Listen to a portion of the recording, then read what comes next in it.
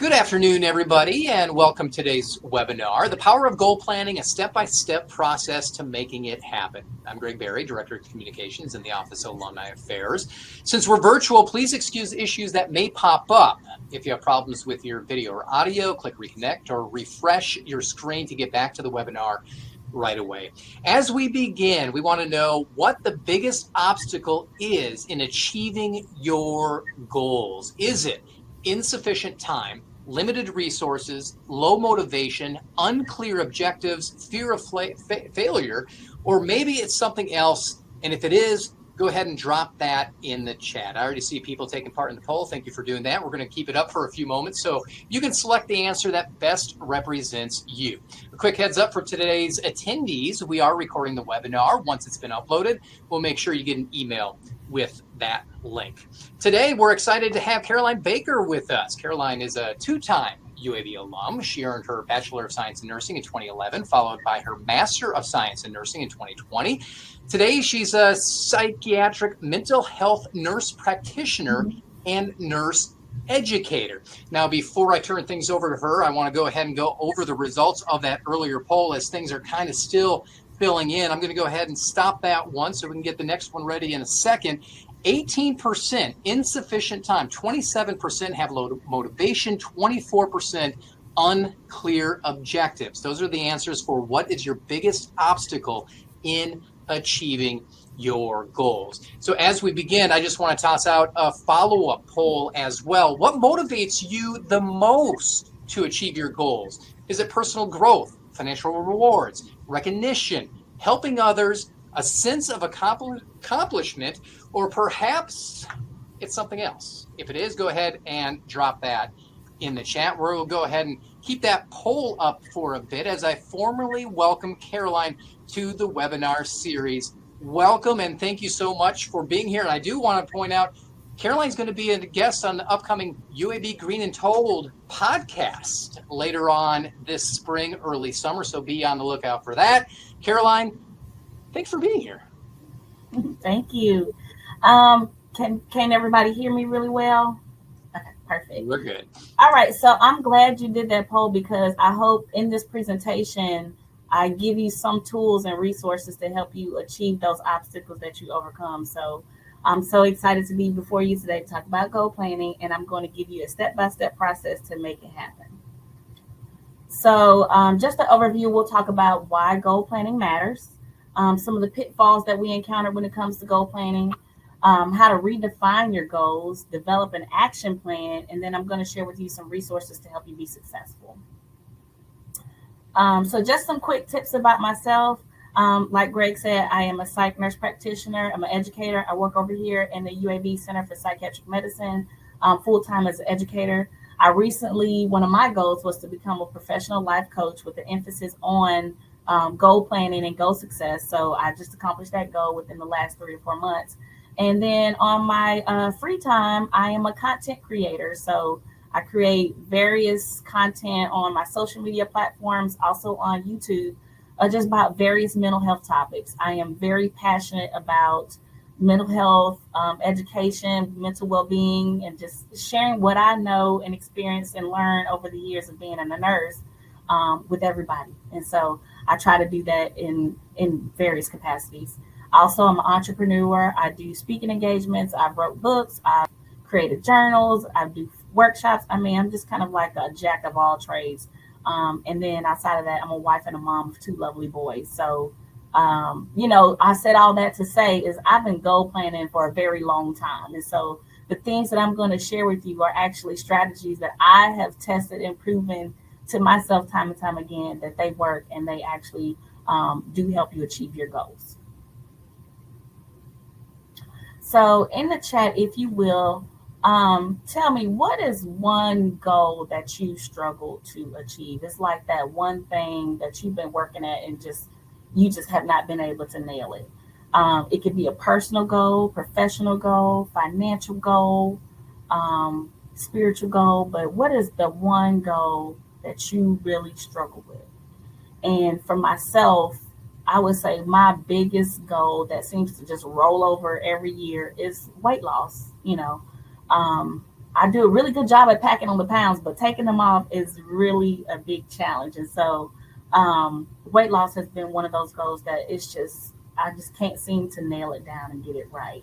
So I'm curious to know what is one thing for y'all that y'all struggle with. And I'm seeing debt, financial goals, also weight loss. So we're in the same boat, certification goals. So again, some of these tools that I'm going to share with y'all today, I know for a fact they definitely will work because all those goals that y'all are naming are the ones that I had, and I've actually implemented my process to help me get through that. So why does goal planning matter? And I know with us being professional people, we love to look at numbers and statistics and everything. So I wanted to give you some numbers behind this.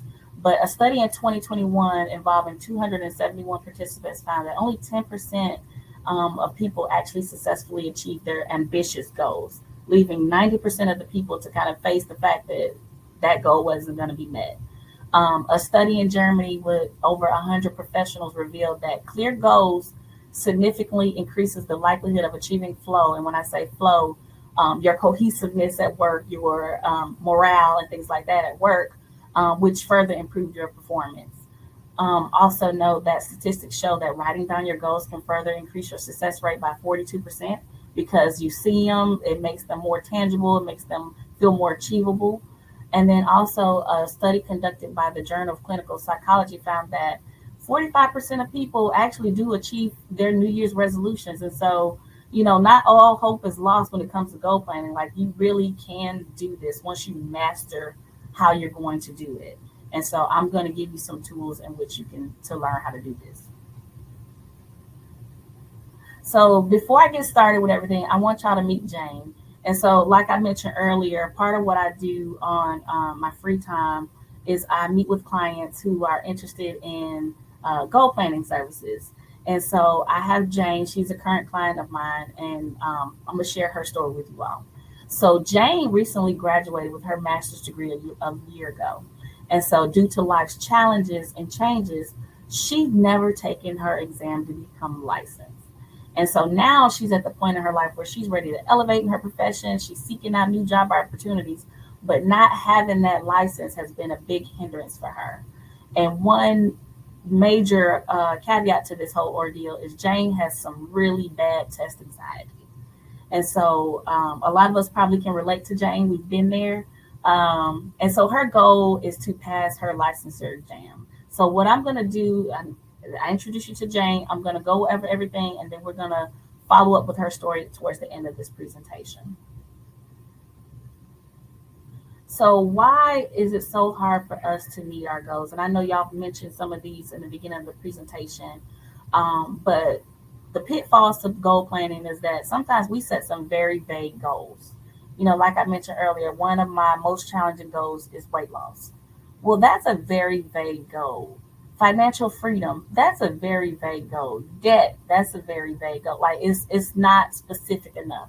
And so the more vague that it is, the more out of touch it feels and it's harder to achieve. A lot of times our pitfalls is that we lack a clear action plan. It's great that you have all these goals, but how are you going to accomplish them? We don't have the roadmap to do it. And we don't take the time to create that. A lot of times we fail to identify our potential roadblocks. So going back to my weight loss goal, one of my roadblocks is I work in a hospital that's surrounded by restaurants. I love to eat. Those are roadblocks that I do not plan for. Therefore, when I encounter them, I'm more likely not going to be successful at meeting my goal because I didn't plan the solutions to working around them. Sometimes we are not tracking our goals. Like, how do you know that you're moving in the right direction if you're not checking in frequently with your progress? Sometimes we set unrealistic goals. I've seen this quite a bit where you want to do something, you're very ambitious about it, but right now it's just something that you really cannot achieve. And that kind of goes into the next one, like the time frame of doing things. Time frame, your timeline is everything. And so think about timing. We start the year off, the new year, where we have like all these goals we want to achieve, but for the year, but we never sit down and say, okay, so how much time am I actually going to invest into this goal? At what point am I going to start working on this goal? We just say, hey, my goal for the year is to get rid of debt, but it doesn't say at what time, what is the end date for the goal? Is it going to be, at the end of December, or is it going to be in the month of December? Or like, how much time am I going to invest throughout the year in actually getting rid of debt? So we don't specify our goals enough to really identify the timeline for it. Another pitfall to goal planning is the lack of accountability. A lot of us do not have the support system in place that we need to hold our feet to the fire. So in those moments where, like the next pitfall, where you're relying on motivation alone and that motivation runs out, who's going to help cheer you on? Who's going to hold you accountable for when, with my weight loss goal, when my coworkers say, hey, let's go to lunch, who's going to say, oh, wait, nope, I know Caroline's trying to eat healthy, she's cutting back. Or if you're trying to squash debt, I know you're not trying to spend too much money, unnecessary money. So who's going to be there to kind of chip in and really motivate you along the way as you're doing this? Another pitfall is setting too many goals at one time. I was notorious for this. And it really came to my understanding probably about a couple of years ago when I realized, like, I'm trying to do too much at one time. And so I would have goals at the beginning of the year. I would have a personal goal, a career goal, a spiritual goal, a fitness goal, a relational goal, a fun goal. And I'm like, I'm going to change everything in my life. And so when it came time to actually start working towards those goals or putting them down on paper and just kind of realizing what I'm doing, I got so overwhelmed. And it was like overwhelming to the point where I didn't know how to get started. So guess what? I didn't get started. And so those goals continue to roll over from year to year, year to year, not being met because it was just too many at one time. And that goes back to your timeline of, like, how am I going to do this? How am I going to stretch these things out over the course of the year in order to get them done? Some other pitfalls that we have is that we give up after setbacks. Sometimes life happens, or changes happen, your priorities change, or you're not seeing progress to the goal. And it's just like, why am I continuing to do this? It's like you lose the motivation, you lose focus, you lose hope. And it's like your goal becomes what's the point of doing this if I'm not making any progress? And so 9 times out of 10, if you have one of these pitfalls, you probably have several others that are coming along with it shortly behind it.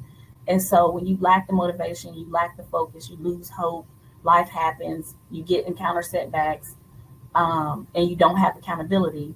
Again, that all plays into why you are not being able to meet your goals. So in doing this goal planning session with different people and just my own self, one thing that I learned about the hardest part of goal planning is the level of transparency that's required. And when I say transparency that's required is you really have to be brutally honest and real with yourself when it comes to your goals and the things that you want to accomplish.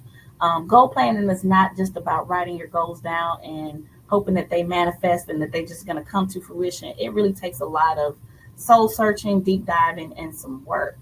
And so many times we don't think about accomplishing our goals on that level. And that's a lot of the reasons why we don't accomplish our goals. Like, you really have to break it down. And so, that level of transparency is very uncomfortable.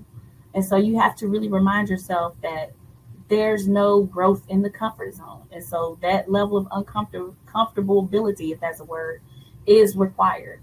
And so being transparent with yourself may require you to have to admit that you do have some weaknesses when it comes to what you want to accomplish. You may be dealing with a faulty belief system, which I'll talk about on the next slide, or bad habits that have led you here, or the excuses that you have told yourself. Being transparent may require you to have to identify your starting point. I've saw this quite a bit when people have debt goals that they want to accomplish or get rid of debt. That financial picture of how much money you owe is very emotional. It could be a hard pill to swallow for some people, but it's a necessary step in the process because you have to know the why and the reason why you're trying to accomplish this goal. And I'll talk a little bit more about how that plays into your goal planning process. Another part of the level of transparency is that you have to acknowledge that certain things that you do need to change. So in order for this to work, I need to stop doing XYZ. Change those behaviors that have put me in this position where I have to make a lifestyle change, or where I'm needed to do these new goals or whatnot. Also, a level of transparency is that you have to be honest with yourself this whole entire process, because it all resonates with you. Do not cheat yourself by tricking yourself into believing that what you're doing is not helpful.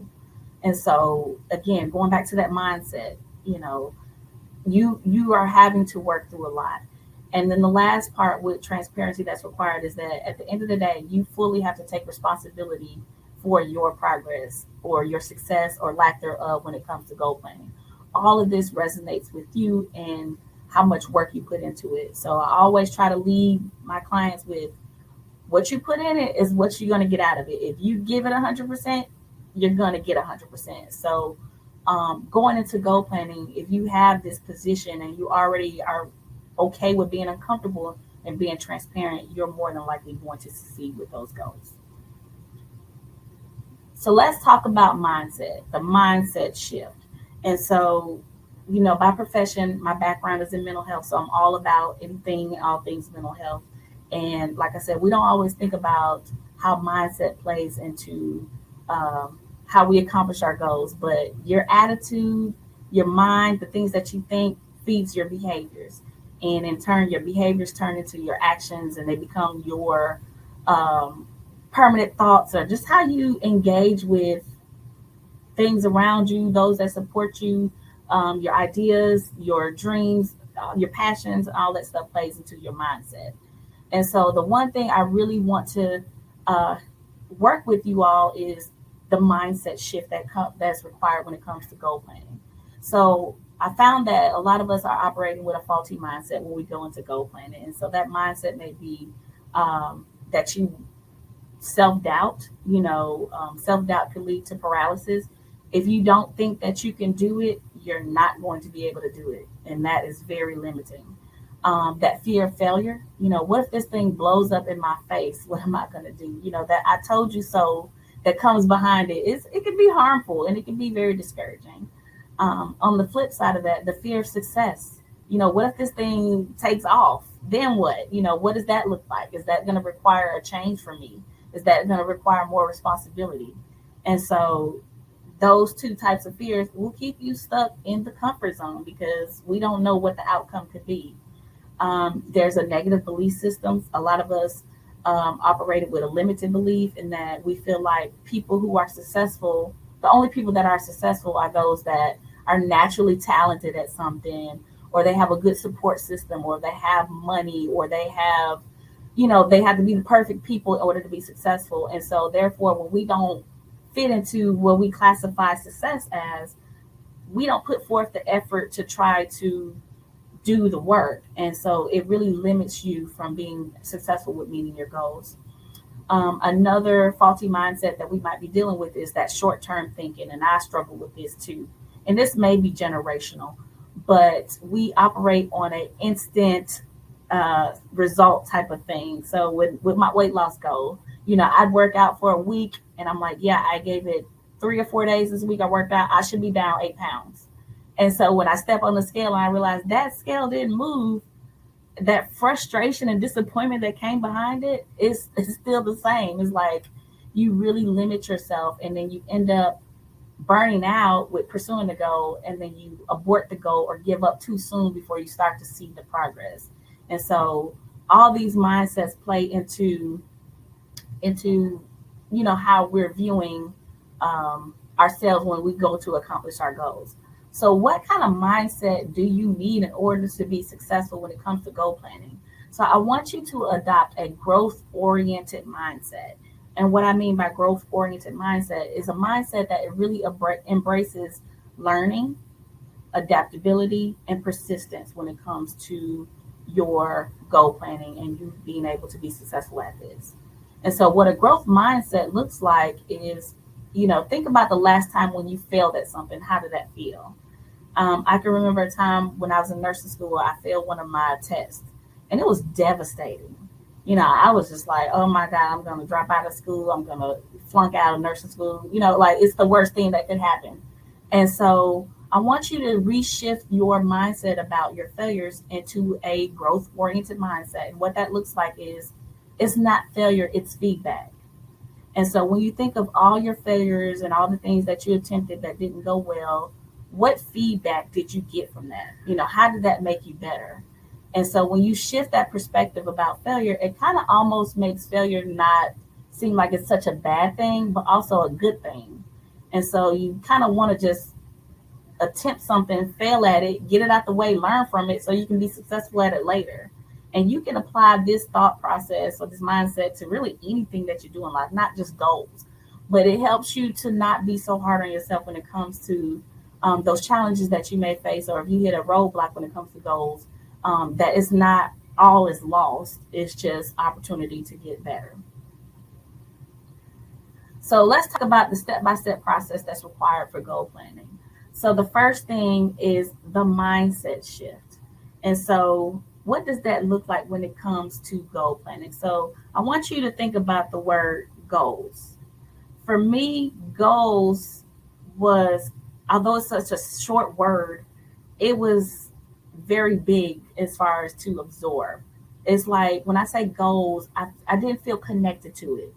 And it felt like sometimes it was out of reach for me. And I noticed that also with a lot of people that talked about their goals, it just didn't resonate with them.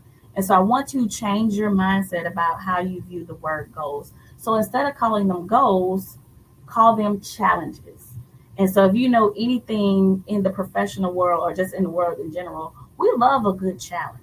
So instead of saying, this is my weight loss goal, this is my weight loss challenge. It doesn't seem so daunting if you put it in that perspective. Or this is my finance challenge, this is my debt challenge, this is my fun challenge, whatever it is. But it just seems like it's just something that you can really wrap your mind around, your hands around, and actually do instead of saying goals. Step 2 in this whole process. So y'all may be familiar with the acronym SMART goals. Well, I want to expand it just one step further and introduce you to smarter goals. And so what smarter goals are, it's a framework for being effective at setting goals and actually achieving those goals or objectives. So with the SMART framework or the smarter framework, the S stands for specific. And that means that your goals should be clear and specific. It should answer all the W questions, the who, what, when, where, and why. So if I write out my goal and I hand it to somebody else, they should be able to know exactly what I'm doing, how I'm doing it, when I'm doing it, and the time frame in which I'm going to do it. The M is for measurable. So how are you measuring progress? When it comes to goal planning, think of it as a ruler.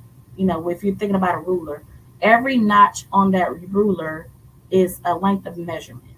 And so that's how your goal should be. Every notch on your goal ruler, your timeline, should be a milestone. So how you're measuring your progress. The A is for achievable. Again, making sure goals are realistic, something that you can actually obtain considering the resources and the constraints that you have. So if my goal is to save money, but at the same time, I got tons of debt, I got more outgo than income, then realistically, is this something that I can achieve at this time? Okay. And that plays into the T, which I'll talk about in a few seconds. The R is relevance. Does this goal matter to you? Does it align with what you're trying to do? Does it align with your passions?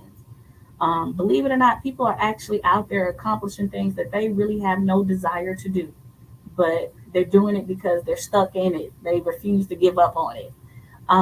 But you have to really ask yourself, is this really a part of what I want for myself long term?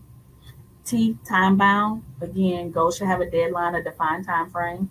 If I'm going to work on weight loss this year, okay, my focus on weight loss is going to be March through August. That's where I'm going all in on my weight loss goal.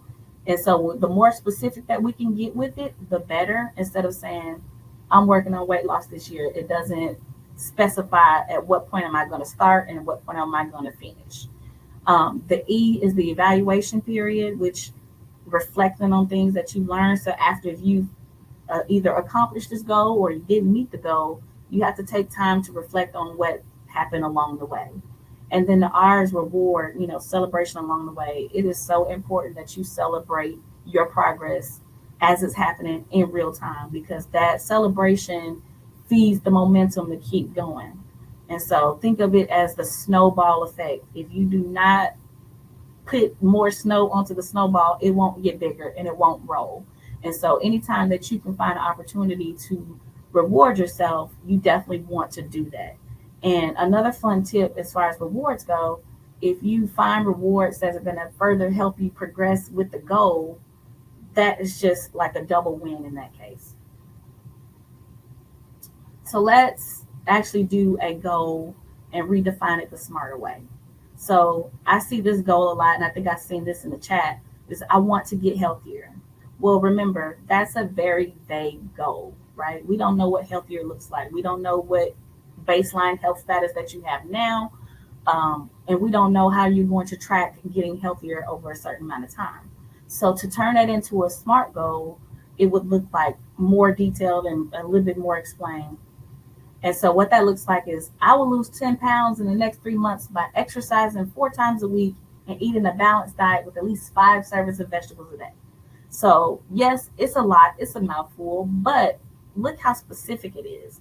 So if I told someone, hey, my goal is to get healthier, and how I'm going to do that, or what that looks like is I'm going to lose 10 pounds in the next 3 months by doing these things, it just makes more sense. It makes it more achievable, and it makes it more relatable and things that I can actually do other than I just want to get healthier. So step 3 in this whole process, and this to me is the game changer. A lot of times we don't do this when it comes to goal planning. We just write them down and we just go at it for what we know. But you have to create an action plan. And what that action plan looks like is it's going to have your SMART goal defined. You're going to create your timeline. Again, think about that ruler of how you're going to do this and when you're going to do this. You need to identify your resources. What do you have in place now that's going to help you be successful at achieving this goal versus what do you need? This may require you to have to do some further research or reach out, connect with people. If debt, getting rid of debt is your goal, this may require you to have to reach out to a debt counselor, or learning more techniques on how to squash debt, or looking at other ways to bring in more income so you can throw that at debt. Like, you may have to get out there and do some legwork before you actually start the goal. Again, it's about creating an action plan that's going to set you up for success when it comes to your goal planning. Also, you want to set milestones to track your progress. Again, going back to that timeline, thinking about that ruler, each notch on that ruler is your milestone. So how am I going to know that I'm headed in the right direction? You want to have your reward system in place. So when I meet each milestone, how am I going to celebrate that? One idea that I think is really cool is to have like a bucket list for your goals. So weight loss is my goal this year. So as I lose weight, certain milestones, when I hit my 10-pound milestone, I'm going to get me a fancy Fitbit, or you might get some new headphones that you can wear when you're outside walking or working out, whatever. But you want to reward yourself with things that are going to be further you on in that process, not counterproductive to what you're trying to do. Also, your action plan should have an accountability plan. What happens when you fall short? What's going to happen when my coworker asks me, say, hey, Caroline, you want to go to Muyas? Or do you want to go get some Chinese food? What am I going to say? Or what am I going to do if we do go out to a restaurant? How am I going to stick to my goals?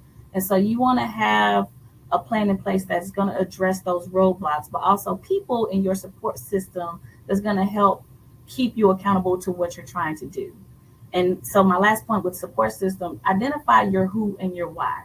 Who's going to help hold your feet to the fire, and then identifying why is this goal so important with you. If you can keep those things visible and tangible and just, at your access when you need them, they're going to help you hold yourself accountable.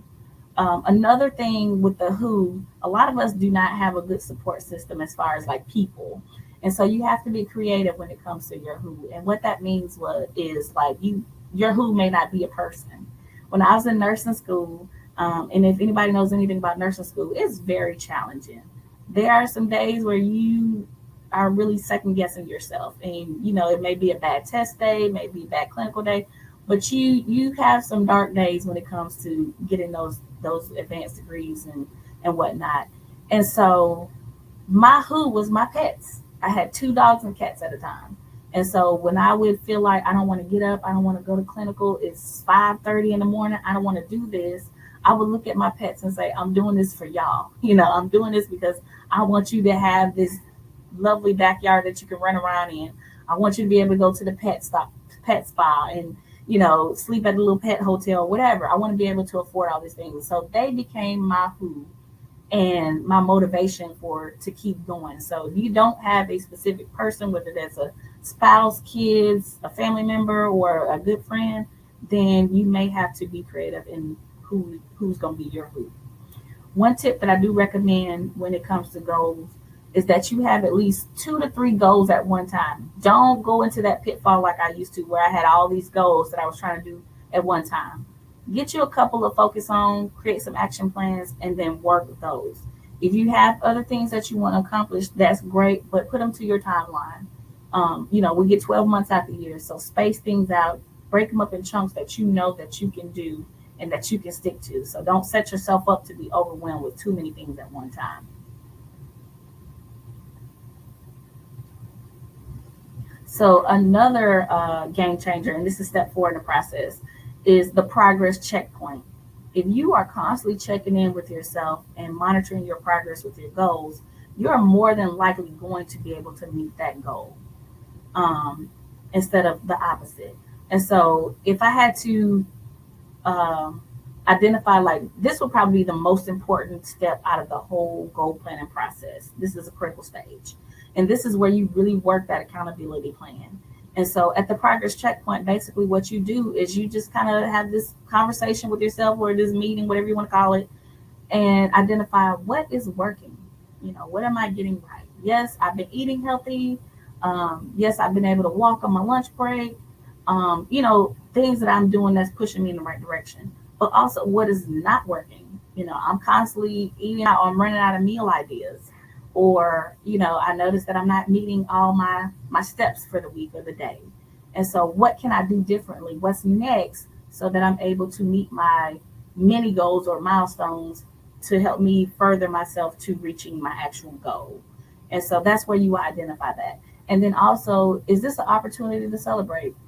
No, I did not lose my 10 pounds this week, but I lost some inches. That's a win. Or, I was able to get my 10,000 steps each day for 5 days in a row. You have to find something to celebrate, because again, it's all about feeding that momentum, the momentum there. You have to feed it in order to get it going, to stay in this, to be able to sustain. So step 5 in this whole process, another game changer that we don't really think about, is resources. What resources do you need in order to be successful at this? And so when I used to goal plan, I never really considered like the tools and things that I need in order to be successful. I would just write my goals down on a piece of paper, tack it to the refrigerator, and say, okay, this is what I'm working on for the year. And that was it. And that's why a lot of my goals did not get met. But, when you think about it, like just some resources and tools that are out there, I think now more than ever, we have so many things at our disposal that we can use to help us be successful. So there's digital tools and different apps. I'm a big proponent of calendars. I have one calendar that I use here at work, but I also put all my other things on that one calendar. So that's the one thing that I'm looking at when it comes to how I'm going to manage my day. And so if I'm working my weight loss goal, I already have on my calendar outlined for the week is that, okay, these 2-3 days, I'm going to get up and I'm going to walk on lunch, or I'm going to do, some chair exercises or whatever. But I've outlined on my calendar when I'm doing these things, so I won't be distracted. Or if I'm working and I forget that this is what I decided I'm going to do today, it's going to pop up and it's going to remind me, hey, don't forget, you said you were walking for lunch today. Or if you're going out with your coworkers on Friday for lunch, I need to go ahead and look up the menu and decide what I'm going to order ahead of time that's going to be healthy and that's going to actually keep me on task with achieving my goal. Also, I'm a big fan of these AI tools. Like they're pretty amazing when it comes to like really telling it what you want to do. So if you're not sure what you need, just ask it. Chat GPT. If you're on like social media, all of them have some type of AI tool. Google has an AI tool. I mean, just ask it. It will help you kind of formulate a list of things that you might need, or it will give you suggestions on what you think is helpful on how to, what resources that you need. And also, if you can't find anything, it will create it for you, which is so cool. So think about like what is available to you that you can take advantage of, especially for free, to help you be successful at your goals. There's tons of books on goal setting, productivity, on my website, and I just kind of plug myself in here. The mentalhealthdetox.com, I've created journals, planners. I got some free downloadable resources and things like that, where you can kind of track your habits. And so if you're wanting to do like a weight loss goal, there's fitness journals and stuff out there. There's tons of things that you can use. Also, I'm a big fan of Canva. Canva is like a really good program because they have tons of templates. And so if you're on there, you're like, I don't know what a budget tracker looks like, or I don't know what a certification tracker or study plan looks like. You can actually Google or go on Canva and search for one of those templates, customize it to what you need it to say, and print it and use it. And they have free versions of this. So use those tools to your advantage and make them work for you. Accountability and support. Again, you can get on social media and find a group for pretty much anything, a support group for anything. And so I would imagine it'd be the same if you're trying to tackle debt. There's probably some debt group on there, a weight loss group. I mean, there's tons of workout fitness groups. There's tons of food groups, nutrition groups, vegan groups. I mean, like all this stuff do exist, and they can give you some really good ideas when it comes to deciding like your action plan and your accountability plan with how you're going to do this. There's coaching and mentorship programs. I do offer one as well. The mentalhealthdetox.com is goal planning. So if that's something that you might be interested in, definitely do check it out. And then there's just, people in general, life coaching. I mean, if that's just your thing, definitely do look into it, because there are people out there that exist that can help you get the tools that you need, the resources, and help you with being able to achieve your goal. Another thing, there's like online courses and different challenges. So honestly, if you Google what it is that you're looking for, it's probably 9 times out of 10 going to come up. You'll find a course in somewhere. Another thing, like I said, people love challenges. And so on my social media, I'll do some challenges here and there. We did one at the beginning of the year, the 7-day mental health detox challenge. And each day we did something to improve our mental health. And so again, if you can't find it, create it. And so you may do your own little personal challenge where you can get other people who share in the same goal as you to participate in the challenge. And so it makes it so much more fun and easier and tangible to do, because now I'm not doing it alone. I'm making that support system that I once lacked to help me to achieve this goal. So, it may require you to think outside the box when it comes to your goal plan. So step 6 in all this. So you created this great, smarter goal. You got your action plan. Everything is just going well. And then you hit a few pitfalls and roadblocks. And now what do we do when we do not meet the goal or the challenge? And so remember, failure is feedback. I used to be one of those people who, when I failed at something, I would really beat myself up about it. Like it was a bad thing, because I'm not used to failing. Like I'm a pretty, I guess you could say I was a nerd growing up. And so when you hit that roadblock, it's like, it can be devastating for some folks. And so I want you to remember these 3 things to do when you are at that end stage and you're evaluating the goal and you didn't meet the goal. These 3 things. Take the time to reflect. What did you learn through this whole process? This is opportunity to identify, was I operating in a defeated mindset or a faulted mindset when it came to this? Was I realistic about my timeline? Did I really take advantage of the resources and tools that I needed? Or honestly, did I give it 100%? Sometimes we go into goals kind of already operating at half effort, and so really do that deep dive and that reflection and identify kind of what were the challenges and obstacles. The second R is to reframe, shift your perspective. Remember, this is the feedback that you need in order to be successful. And so identifying from this point on, which helps feed into the third R, which is either recommit or resign, you need to know that information as far as like your thought processes moving forward. And so the third R, recommit or resign. Either you're going to go back into it, hit the ground running with it, with that feedback that you had, or you're going to quit and move on. And I just want to say this. I know this is not something that's commonly shared with a lot of people, but it is okay to quit pursuing something. If that goal is no longer purposeful to you, is no longer something that you're passionate about, if it's just out of reach, or you got too many priorities at that time, it is okay to pause and quit and come back to it later or move on from it. You would be surprised how many people are out here pursuing things they really don't want to do or care about because they feel like stopping or letting it go or quitting it is a bad thing.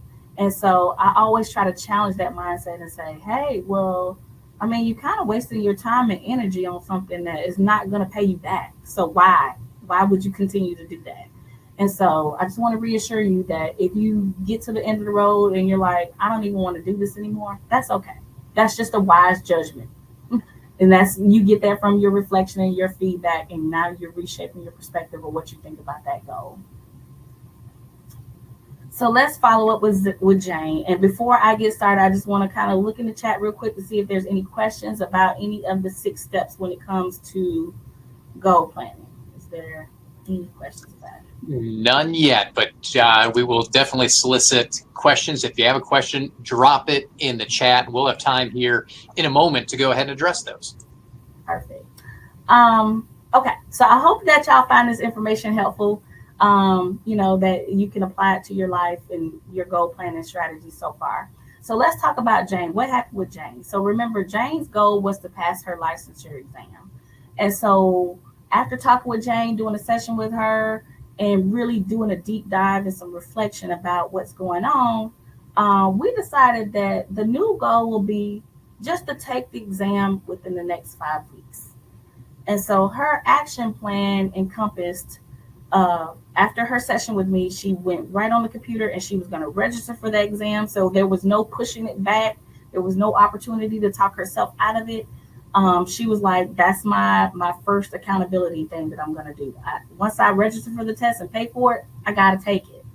And so after that, we talked about organizing her study materials. Since it's been a minute since she's been out of school, she's got to kind of refresh on everything. So getting organized, using resources to help her improve her understanding, refresh that material, refresh that education on what she learned, reaching out to people, getting a study partner, like all that was part of her study, her action plan. And then as her reward, she said if she passed the exam, she would treat herself to a weekend trip. And I was like, that is so cool. And so I spent a good portion of her meeting talking about this trip. Tell me where you want to go. Like, what are you going to do? What are you going to eat? What are you going to wear? And so when you talk about the reward, it plays into your vision. And so when you can see where you're going, you can see the end of the road, you don't mind putting forth the work and the effort to get there because you know what it is that you want to, you see the end of it. And so as a result of Jane's goal, she took the test and she was unsuccessful on the exam, but she met her goal. So remember, although she didn't pass because failure is feedback, she met her goal. Her goal was just to take the exam. And so in her session, we realized that this bad test anxiety was a major roadblock for her. And so we just really set the timeline to say, hey, just take the test, fail, and get it out the way. And so changing that perspective about failure. She was actually pretty excited about taking her exam. And so now her new goal moving forward is, okay, I know what to expect from the test. I got it out the way. I failed it by X amount of points. So I kind of know where I'm falling with all of this and how much I need to study and what I need to study. So now we're focused on just improving her study and, getting more resources and working on study questions and stuff like that. So now she has a totally new goal, but still trending in the same direction of what she wants to do. But that anxiety is no longer there for Jane. So I'm summarizing all this up in the 6 steps. Remember, the first step is the mindset shift. Find out what mindset that you're operating in and work to improve it. Adopt that growth-oriented mindset. The second one is to redefine your challenge. Remember, they're not goals, they're challenges. The smarter way. Create your action plan and make sure it addresses your roadblocks and your solutions for how you're going to navigate those. Your progress checkpoints. Where am I? How often am I going to check in with myself to make sure I'm headed in the right direction? Incorporate your resources, tools, your support. Remember that who and why. And then lastly, if you fall short, it is okay. Remember the 3 R's. Reflect, refrain, either recommit or resign. And that is just your wise wisdom point when it comes to your goal planning process. So I kind of want to wrap this up. That way we have some time for some questions. But again, check me out. I'm at the mentalhealthdetox.com. These are my 3 favorite quotes when it comes to just thinking about goal planning and just success, anything that you're trying to pursue, by Tony Robbins, Nelson Mandela, and John C. Maxwell. I know there's some common names in the professional world. And then also, if you do not mind, is scanning the QR code to give me some feedback on what you guys thought about this session. Again, I hope this was helpful. I really do hope that you take some of the education and resources that I shared in this presentation, and it helps you to do better when it comes to accomplishing your goals. So I am open for questions.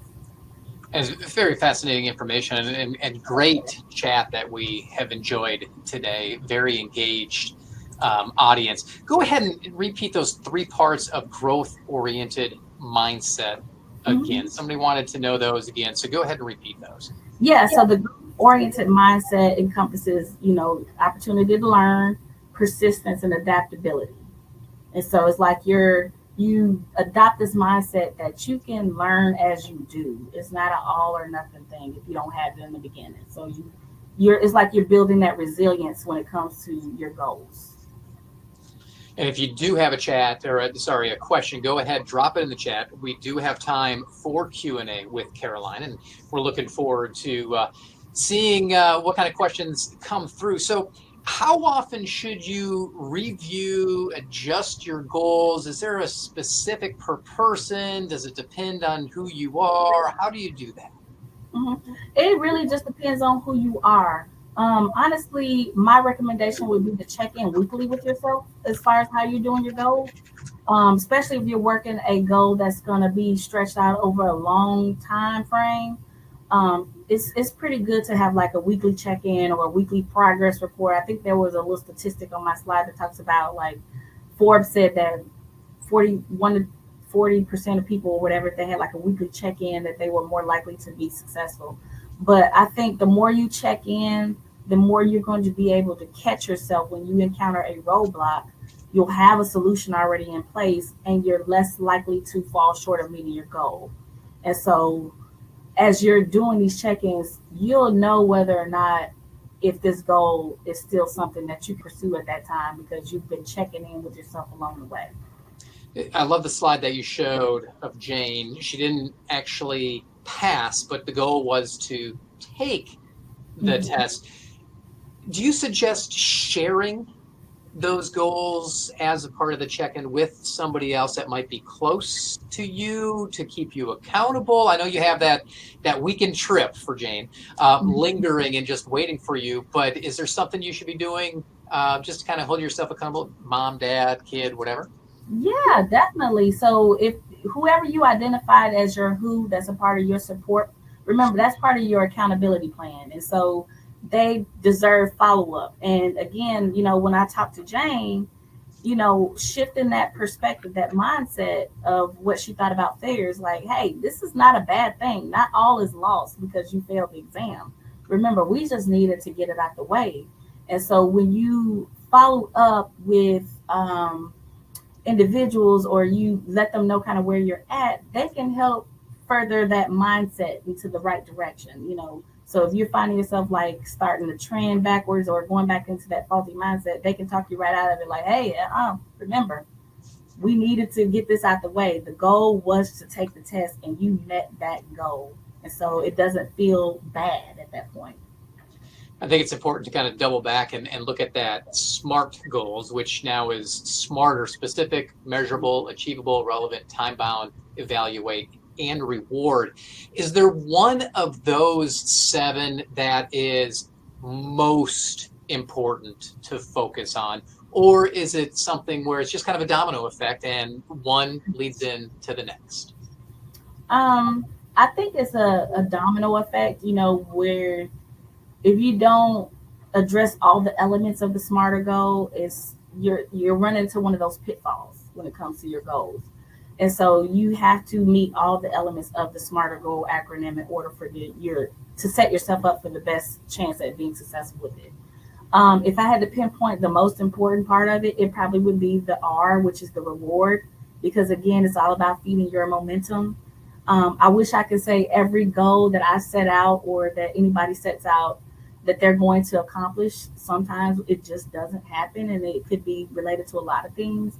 But if you kept the momentum going, if you kept, reflection and checking in with yourself, and you've learned from it, it's still a win. And so sometimes you walk away with knowing that I could do it. Even though I didn't succeed in it, I could still do it. And I can apply this concept to anything that I try to set my mind to do. So I would say the R would probably be the most important one for me. Incredible, fascinating. Everybody's very appreciative, saying great information that they can take and implement in their life. Caroline, thank you so much for being here today. Thank you. Thank you for having me. You are so welcome. And Caroline will be featured, I'm dropping it in the chat, on the UAB Green and Told podcast, which you can just find at alumni.uab.edu/Green and Told on Cinco de Mayo, just over a month from now. A reminder for today's live attendees, we'll have a recording of today's session available later this afternoon or tomorrow morning. Once it's ready, you will get an email with the replay link. Meanwhile, I'd like to highlight some upcoming webinars. The next 2 feature our friends from the Class School of Business's Career Center on April 10th. They'll be here for First Impressions Matter, build a resume that wows, followed by Acing the Interview, essential tips for alumni in today's job market. That'll be on April 15th. On May 20th, we'll host the next of our popular The Science of series with The Science of Sugar, Sweet Secrets Uncovered. And on June 5th, come back for Recognizing and Avoiding Fraud Schemes in 2025. You can register for these and more at alumni.uab.edu/events. We're a little more than a week away from our 19th annual scholarship run presented by Viva Health. On April 12th, join us in Crestline Village in Mountain Brook as we raise money for student scholarships. If you can't make it, register for our virtual option. You can visit alumni.uab.edu/run for more. Finally, let us know how we're doing. How is today's webinar? What would you like to see offered in the future? The QR code here is going to take you to a very short survey where you can give us your feedback. Once again, thank you so much for joining us. And as always, go Blazers.